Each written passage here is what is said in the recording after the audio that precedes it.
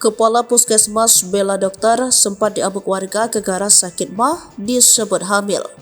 Seorang dokter di Puskesmas Empo memicu kemarahan warga suatu kampung sebab dokter itu diduga gara-gara salah melakukan diagnosa ke salah satu remaja perempuan. Gara-gara hal itu, Puskesmas Empo pun digeruduk oleh puluhan warga pada Jumat 13 Januari 2024 lalu. Belum lama ini, Kepala Puskesmas Empo, Juliati, buka suara terkait warga yang menggeruduk kantornya. Mengutip dari tribuntrend.com, peristiwa bermula saat seorang pasien datang dengan keluhan di perut.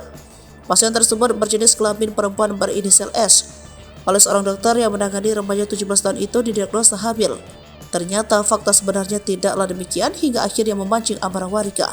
Dalam pemeriksaan lanjutan di rumah sakit di Panteng, S dinyatakan negatif hamil.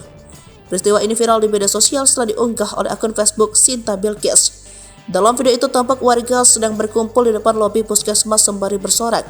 Warga berkumpul lantaran seorang pasien yang diketahui masih berstatus gadis malu lantaran dituding positif hamil oleh pihak puskesmas. Kepala Puskesmas Empo Juliati mengatakan warga datang karena menilai dokter di puskesmas itu keliru melakukan diagnosa. Meski demikian, tindakan yang dilakukan sang dokter sudah melalui prosedur pemeriksaan.